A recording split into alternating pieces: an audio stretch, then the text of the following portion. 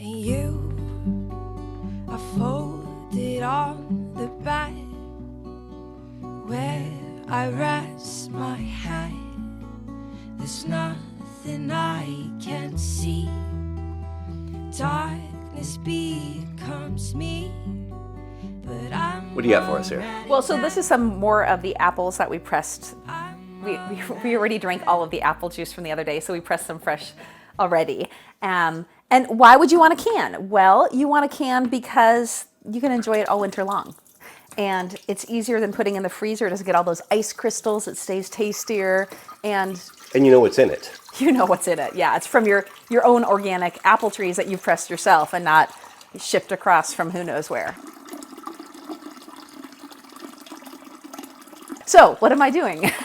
I am going to heat up the apple juice right now. It's very cold, and we're going to go ahead and heat it because I'm going to put it in hot water. And so if you put something that's really cold into something hot, it's going to crack the jars, and we don't want broken glass jars. So you're going to hot ladle this. I'm going to heat this up, make it hot, put it in hot jars.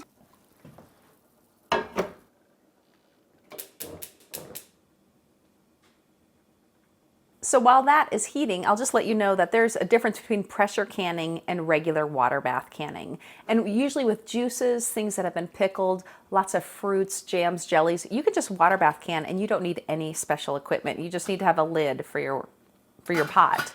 Pressure canning, that has to do with meats, vegetables, certain fruits, not very many, but a couple of fruits like Asian pears, those you need to pressure can. So make sure that you know what you're doing to make sure that you're making it safe when you can. So when you hot water bath can, you're gonna put the jars into the water and they have to be completely covered with hot boiling water. And so I'm just filling up the pan with water and I'll start it boiling now.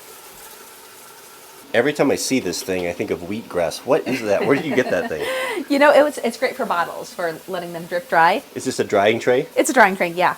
It's nice. So when you're canning, you can reuse jars, you can reuse the rings, but do not reuse the lids. So I have 2 kitchen tips, and these are just basic kitchen tips.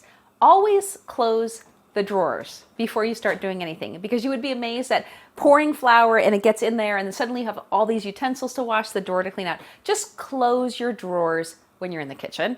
And the other thing is do everything over the sink, because inevitably tomato sauce will spill, juice will spill. If you're pouring, everything spills. Do everything you can in the sink. You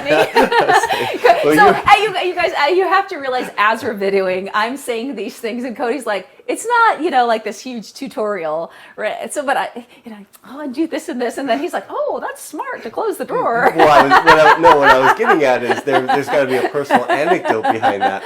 What did you spill in your drawer and when? Well, it may not have been me. It may have been somebody else using the kitchen. Any idea who I'm winking at? Did his name rhyme with back? No, it rhymed with Wody. Oh.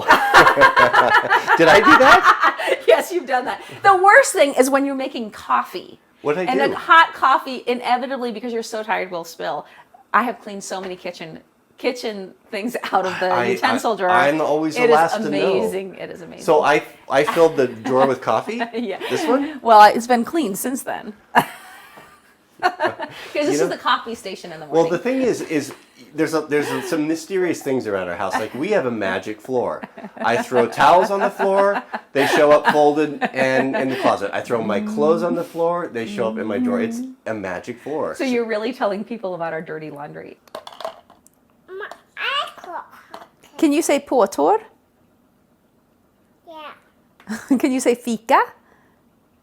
Fika. Fika, that's right. Got to teach them young.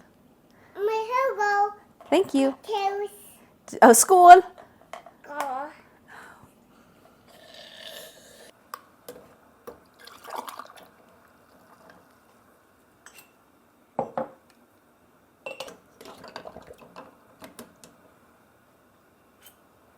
I've got to tell you guys that story of Henry again. I know a lot of you have heard it, but we've got a lot of new folks that haven't heard it. So our old neighbor Henry, he was in his 80s or so, and he was a character. And his wife her name was Marion, and she used to do a lot of canning. They were real homesteaders for sure. So He told me a story one time. So Marion was canning here, just like Mrs. W was doing, and she was sterilizing her jars, and they had these to keep on their counter this great big heavy metal. It was like a giant jack, you know, the type of jack that kids used to play with, where you drop the ball and you'd pick up the little jacks. Well, this was a giant one. It was so big that she would put it on top of the jars to keep them from floating when she was sterilizing it. So she'd been canning, and she'd had that jack sitting in that boiling water for who knows how long, and it was just molten hot. She had just taken it off with her tongs and sat it down on the counter. Well, Henry's best friend came in, just like I'm sitting here, and he's like, how you doing, Marion? Is Hank around? And he takes a look at that jack, and he reaches over and he picks it up because it's such an oddity. He picks it up and he puts it right back down. Now, granted, this thing is just burnt him. It was just practically red hot, and he says, "It don't take me long to look at something." You love that story so much. It's so funny. I'm just using a paper coffee filter. And why do you filter? Because it you know, it's from nature, and so even though we wash them beforehand, we press them, there can be particles in there, and when you want things to be as sterile and clean as possible, so that there's less chance of contamination or mold or bacteria growing or that kind of thing, because you don't want to get sick, and you don't want somebody else to get sick either.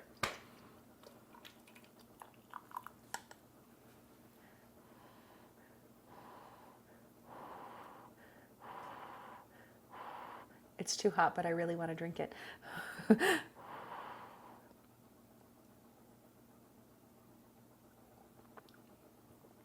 It's so good. It is so delicious. It was just squeezed now. It's amazing. It was on the tree this morning. I know. It's wild, isn't it?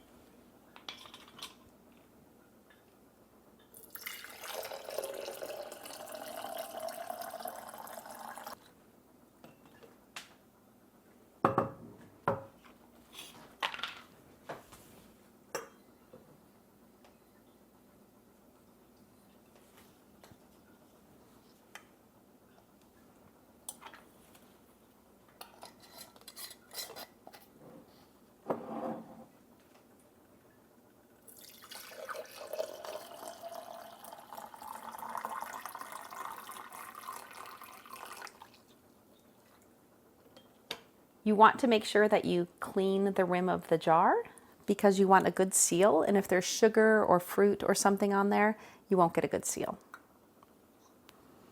And then you put the rings on, and you only need the rings when they're in the bath and not afterwards. And finally, you will put your juice into the hot water bath, and you will boil it for however long your recipe says. Mine says 5 minutes, and then you want to make sure that you adjust for elevation. So oftentimes if you're at higher elevation, you need to boil longer. So make sure you look at your recipe.